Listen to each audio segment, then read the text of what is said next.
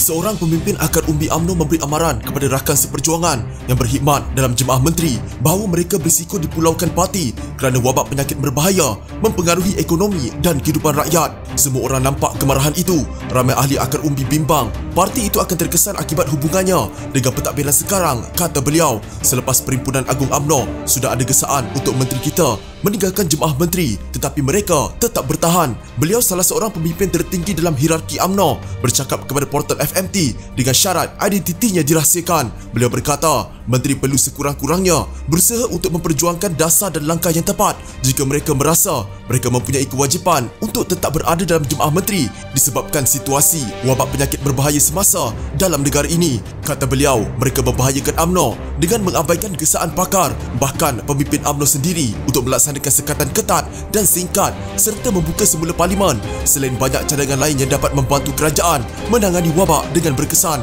pemimpin UMNO dalam Jemaah Menteri perlu bangkit dan mula bersuara jika mereka mengimpikan jawatan kepimpinan menjelang pemilihan parti. Tambah beliau, 3 nama disebut-sebut bakal bertanding untuk jawatan Presiden UMNO pada pemilihan parti tahun ini.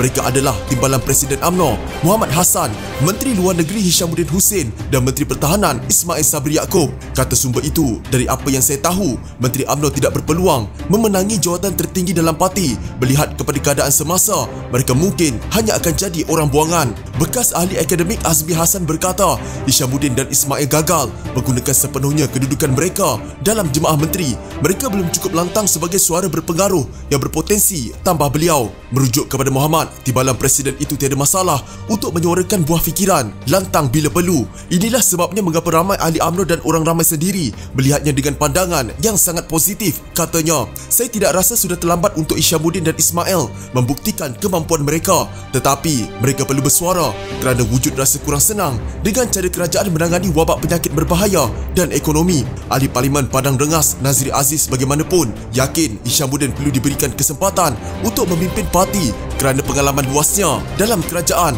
dan sebagai pemimpin kanan parti. Orang kata beliau hilang selepas pilihan raya umum yang lalu kerana tidak bertanding dalam pemilihan parti, tetapi saya tidak melihatnya seperti itu. Nazri berkata, beliau percaya keputusan Hishamuddin untuk tidak bertanding merebut jawatan didorong oleh kemahuan untuk mengelakkan perpecahan dalam parti. Merujuk kenyataannya yang menuduh ahli UMNO yang tidak keluar dari Jemaah Menteri selepas parti itu memutuskan hubungan dengan Bersatu. Sebagai pengecut, beliau berkata, itu bukan bermaksud Hishamuddin tidak layak memimpin parti. Kritikan itu bukan gambaran sebenar karakter beliau, katanya.